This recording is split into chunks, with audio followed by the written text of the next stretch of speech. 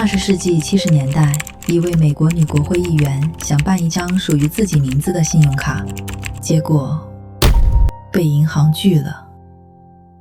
往前1000年，南宋有一位女子被自己的丈夫告上了公堂，罪名从最初的私通变成了偷她自己的简产，偷的还是她出嫁时从娘家带来的财物。丈夫觉得她进了他家的门，带来的东西自然也就是这个家的。官府查的是东西从哪里来的。这桩案子被记录在《民公书判清明集》里，判词中的这位女子通常被称作于氏。查证之后，丈夫所说的赃物其实全是她自己的嫁妆。最后离婚获准，丈夫还因为诬告和侵夺妻子财物被杖责了一顿。一场官司打赢了，不代表宋代女性和我们一样拥有完整的财产权。她们能不能继承财产，嫁妆算谁的，婚后财产怎么算，很多时候都不是她们一个人说了算。判词能确认东西是你的，把嫁妆搬走又是另外一件事情了。娘家还在不在？有没有人愿意帮你搬？夫家会不会在你走的时候突然说，这块地的界碑是他家立的？律法可以保护你，但律法不替你搬家。到了寡妇这里，事情又多了一层。有没有儿子？要不要过继一个来立嗣？改不改嫁？留下来的东西到底算嫁妆还是夫家的财产，都会改变最后的结果。到了元代，律法对这件事的态度开始变了。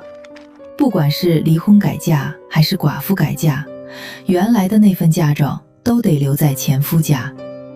所以东西是不是他的，很多时候还得看他是谁，嫁给了谁，以及这段婚姻后来变成了什么样。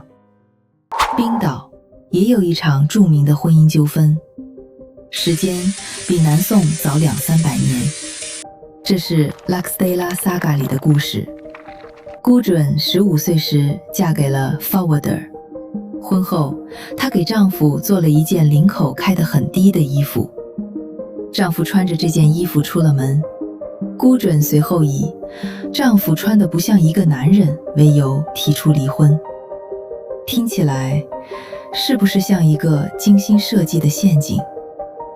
在 Saga 的故事里，服饰、性别身份和名誉有时都可以变成律法纠纷的理由。我们今天讲到的并不是10世纪留下来的离婚卷宗，而是200多年后写的文学作品。那年春天，孤准回到娘家后，正式宣布与 Forwarder 离婚。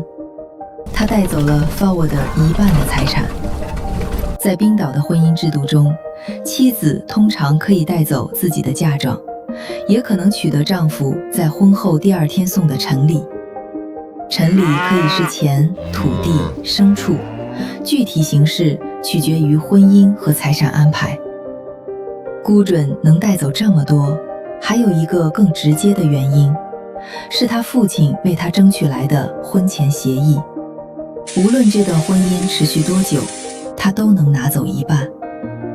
有时候，真正能改变结果的不只是律法，还有没有一个愿意也有能力替你谈条件的人。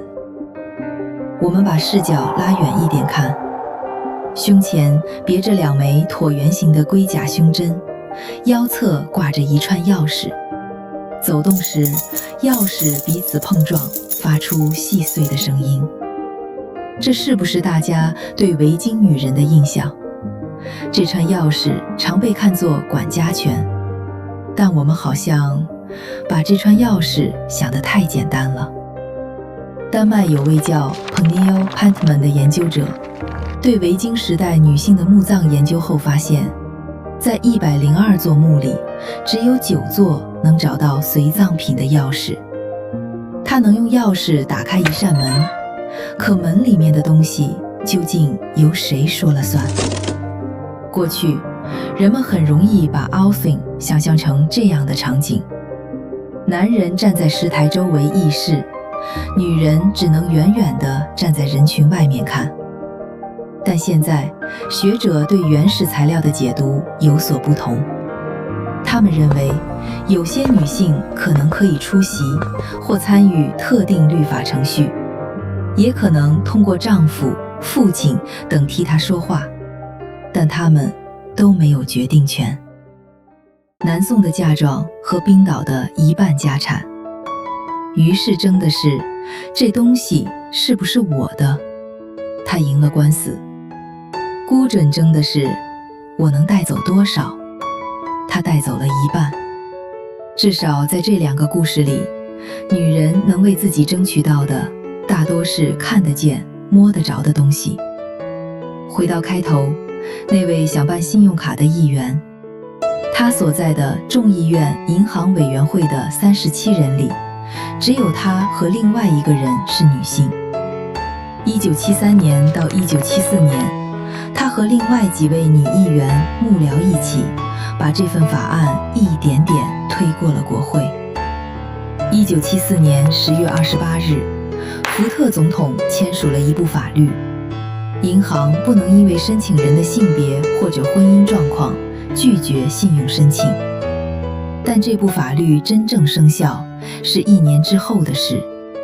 这位议员，律师出身，还是国会议员，可是当年也办不到自己名下的一张信用卡。这事后来被他儿媳写进了传记里，于氏的官司写进了判词，孤枕的一半写进了 saga。1000年后，女议员终于有了自己的签名。手里的东西算不算她的？